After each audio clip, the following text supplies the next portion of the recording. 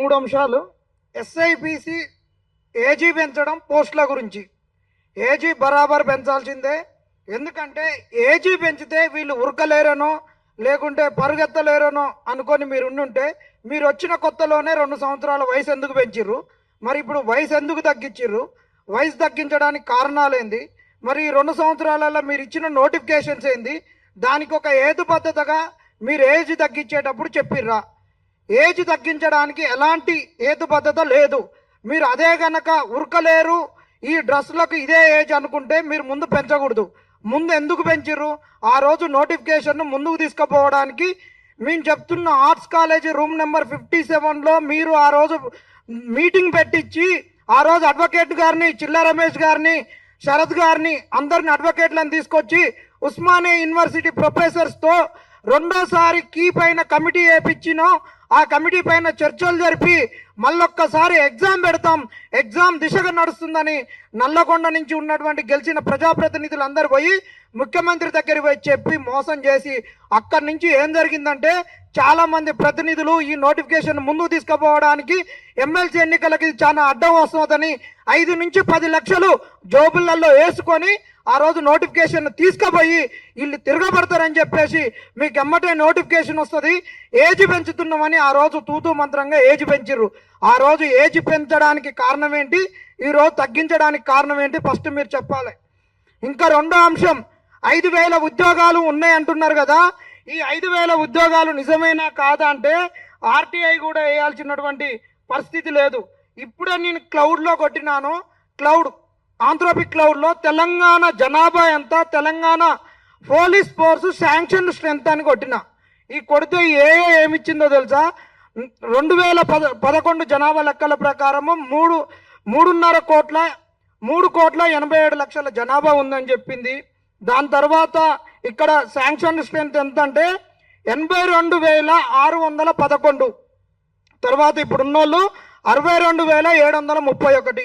ఉన్నటువంటి ఖాళీలు 19,886. కావాలంటే ఇప్పుడు అందరు మీరు క్లౌడ్లో కొట్టండి, ఇదే డేటా వస్తుంది. క్లౌడ్కు డేటా వచ్చింది, మరి మీకు ఆర్టీఐ వల్ల మరి మీ దగ్గర ఎందుకు డేటా లేదు చెప్పండి. క్లౌడ్కు పోయింది డేటా అంటే మీ సర్వర్లలో మీ దగ్గర ఉన్నటువంటి మీకున్నటువంటి వెబ్సైట్లలో మీరు అప్లోడ్ చేస్తేనే, అఫీషియల్ వెబ్సైట్లలో పెడితేనే క్లౌడ్ అనేటటువంటిది గూగుల్ సర్వర్లో ఉన్నటువంటి అన్నిటి నుంచి డేటాను తీసుకొని కన్సాలిడేట్ చేసి ఇస్తుంది. ఇట్లా కొట్టిన 2 సెకండ్, ఒక 30 సెకండ్లలో క్లౌడ్ డేటా ఇస్తుందంటే మరి వేకెన్సీస్ లేవంటే దీనికి అర్థం ఏంటి? మరి డబ్బులు లేవని అంటున్నారు. ఇంకొక ఇప్పుడు ఈడ 2 అంశాలు. ముఖ్యమంత్రి ఏమో డబ్బులు లేవంటాడు, డీజీపీ ఏమో మమ్మల్ని ఈ సెలెక్ట్ అయిన వాళ్ళకు ట్రైనింగ్ ఇవ్వడానికి మా దగ్గర గ్రౌండ్స్ లేవంటాడు. ఒకటే అంటున్నాం, తెలంగాణ వచ్చిన కొత్తలో అంబాడుతున్నటువంటి తెలంగాణలో 9,000 మందికి ట్రైనింగ్ ఇచ్చిర్రు. తర్వాత 2018లో మీరు ఎంతమందికి ట్రైనింగ్ ఇచ్చిర్రు? రమారమి 19,000 మందికి ట్రైనింగ్ ఇచ్చిర్రు. తర్వాత 2022లో 16,000 మందికి ట్రైనింగ్ ఇచ్చిర్రు. మరి ఇప్పుడు ఈ 5,000 మందికి ట్రైనింగ్ ఇవ్వడానికి మీ కాడ ఉన్న అవకాశాలు ఏంది? 19,000 మందికి ఎందుకు ఇవ్వలేరు? మీరు అది డీజీపీ గారు మీరు చెప్పండి. ఉట్టిగానే మా కాడ ట్రైనింగ్కు లేదు, ట్రైనింగ్కి అవకాశం లేదు. ఎందుకు లేదు? మన ముఖ్యమంత్రి గారు అంటారు, నా దగ్గర డబ్బులు లేవు, నన్ను ఒలుచుకోండి, నన్ను ముక్కలు చేసుకోండి, నన్ను కుదవబెట్టుకోండి అని చెప్తారు. మరి ఇదే డబ్బులు లేనప్పుడు మరి మీరు ఇప్పుడు పెన్షన్లు పెంచుతామని ఎట్లా చెప్తున్నారు చెప్పండి? డబ్బులు లేనప్పుడు మీరు ఫుట్బాల్ ఎందుకు ఆట ఆడతారు? ఇష్టం వచ్చినట్టు ఒక్కొక్క ఫంక్షన్లలో మీరు వేస్తున్నటువంటి మెస్ ప్లేట్ల కాస్ట్ 2,000 ఎట్లుంటుంది, వాటర్ బాటిళ్ళ కాస్ట్ 500 ఎట్లుంటుంది? మరి ఇది ఎందుకు దుర్వినియోగం అవుతుంది మీరు చెప్పండి. మొన్న శ్రీధర్ బాబు గారు అంటారు డబ్బులు లేవని అంటున్నారు.